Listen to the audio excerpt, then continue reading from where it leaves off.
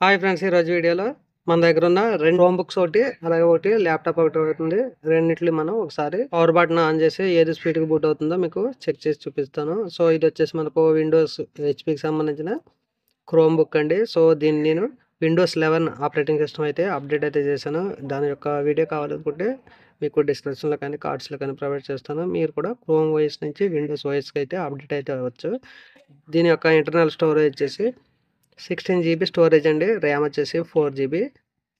అలాగే ఇది వచ్చేసి మనకు హెచ్‌పీకి సంబంధించిన స్ట్రీమ్‌తో మనకు మోడల్ అండి ఇది. సో, దీని యొక్క స్టోరేజ్ చూసినట్లయితే ఇంటర్నల్ వచ్చేసి 32 జీబీ. అలాగే దీని యొక్క ర్యామ్ వచ్చేసి 2 జీబీ. దీంట్లో మనకు హెచ్‌డీ గ్రాఫిక్స్ అయితే ఉంటాయి.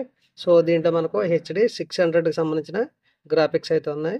సో, రెండిటిని మనం ఒకసారి పవర్ ఆన్ చేసి ఏది ఫస్ట్ టైం బూట్ అవుతుందో చెక్ చేసి చూద్దాం.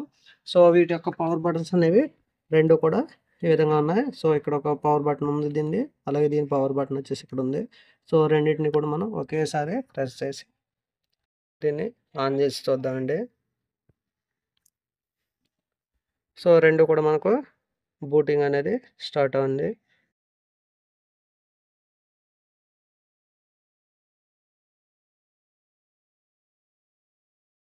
సో, స్టార్టింగ్ బూటింగ్ వచ్చేసి మనకు హెచ్‌పీ క్రోమ్ బుక్ అయితే ఓపెన్ అయింది. నెక్స్ట్ వచ్చేసి మనకు ఈ బ్లూ కలర్‌లో కనిపిస్తున్న ఇదైతే ఓపెన్ అయింది. సో, బూటింగ్ స్టార్టింగ్ వచ్చేసి మనకు విండోస్ 11 లైట్ వెర్షన్ అయితే మనకు బూట్ అవుతుంది. సో, దీంట్లో మనకు 4 జీబీ ర్యామ్ అయితే ఉంది. దీంట్లో మనకు 2 జీబీ ర్యామ్ ఉంది.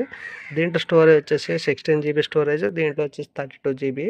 సో, ఇది మనకు లేట్‌గా అయితే ఓపెన్ అయింది. ఇది మనకు ఫస్ట్ బూట్ అయితే ఉంది. సో, విండోస్ సంబంధించిన 11 అండి ఇది. దీని యొక్క ఐకాన్ చూడండి. సో, విండోస్ 11 లైట్ వెర్షన్ అండి. అలాగే దీని యొక్క ఆపరేటింగ్ సిస్టమ్ స్టోరేజ్ కావాలనుకుంటే మీరు చూసుకోవచ్చు ఇక్కడ. మనకు 14.5 జీబీ ఉంది. సో, ఓఎస్ వేసిన తర్వాత మనం కొన్ని సాఫ్ట్‌వేర్‌లు కూడా అప్డేట్ అయితే చేసాం. సో, 8.71 జీబీ అయితే ఫ్రీ స్పేస్ అయితే ఉంది. సో, మనకు ఈ సాఫ్ట్‌వేర్ 10 జీబీలో పూర్తిగా అయితే కంప్లీట్ అయితే అయిపోయింది. మనకు పక్కన కనిపిస్తున్న ఓబీఎస్ స్టూడియో కూడా ఇన్‌స్టాల్ చేసాం. అదే దీంట్లో కూడా మనం ఇది హెచ్‌డీ గ్రాఫిక్స్‌తో అయితే ఉంది. సో, దీంట్లో ఒక బ్రౌజరు అలాగే ఓబీఎస్ స్టూడియో అయితే మనం ఇన్‌స్టాలేషన్ అయితే చేసాం. సో, బ్యాకప్ ఫైల్స్ కూడా కొన్ని దీంట్లో అయితే ఉన్నాయి. సో, ఇప్పుడు దీని యొక్క ప్రాపర్టీస్ అయితే చెక్ చేద్దాం. My folder, this PC. చూడండి, దీని స్టోరేజ్ వచ్చేసి 32 జీబీ. ప్రెజెంట్ మనకు 28.5 జీబీ చూపిస్తుంది. అలాగే ఫ్రీ స్పేస్ వచ్చేసి 16 జీబీ ఉందండి.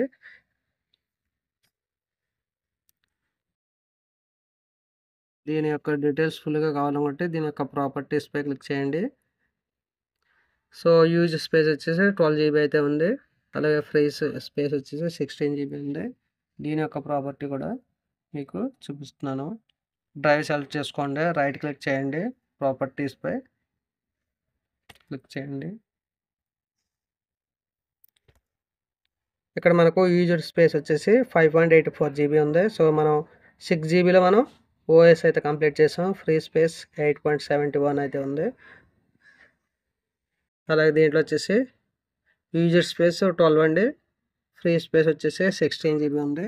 సో, దీంట్లో వచ్చేసి మనం విండోస్ సంబంధించిన operating system Windows 10 full version అయితే ఇన్‌స్టాలేషన్ అయితే చేసాం. దీంట్లో వచ్చేసి విండోస్ 11 లైట్ వెర్షన్ అయితే ఇన్‌స్టాలేషన్ చేసామండి. సో, దానికోసం మనకు ఈ క్రోమ్ బుక్ అనేది స్పీడ్‌గా అయితే ఓపెన్ అయింది. మనకు ఇది విండోస్ 10 ఫుల్ వెర్షన్ వేయటం వల్ల ఇది కొంచెం స్లోగా అయితే ఓపెన్ అయితే అవుతుందండి. సో, రెండిటికి డిఫరెంట్ అయితే ఇది.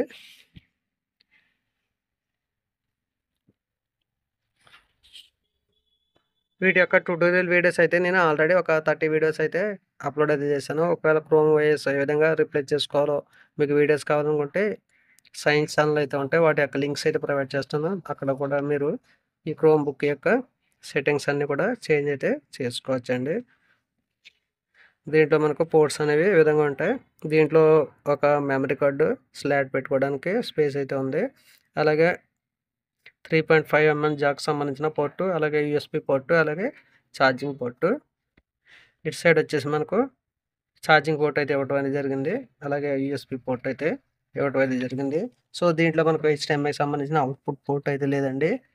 సో ఈ ల్యాప్టాప్లో వచ్చేసి మనకు హెచ్డిఎంఐకి సంబంధించిన అవుట్పుట్ పోర్ట్ అయితే దీంట్లో అయితే ఇవ్వటం అయితే జరిగింది. సో హెచ్డిఎంఐ పోర్ట్ ఉంది, యూఎస్బి 2.0 ఉంది, మైక్రో ఎస్డి కార్డ్ స్లాట్ ఉంది. కానీ మైక్రో ఎస్డి కార్డ్ స్లాట్ అనేది ప్రజెంట్ అయితే పనిచేయట్లేదు.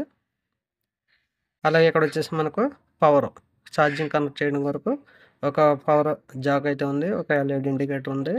ఇటు సైడ్ వచ్చేసి పవర్ యొక్క LED indicator, 3.5 Jack, USB port. ఇటు సైడ్ వచ్చేసి మనకు పోల్ అయితే ఉంది, దీంట్లో ఉన్న హీట్ అనేది బయటికి రావడం వరకు. అలాగే దీని యొక్క మోడల్ వచ్చేసి HP stream 11 R020 TU model అండి.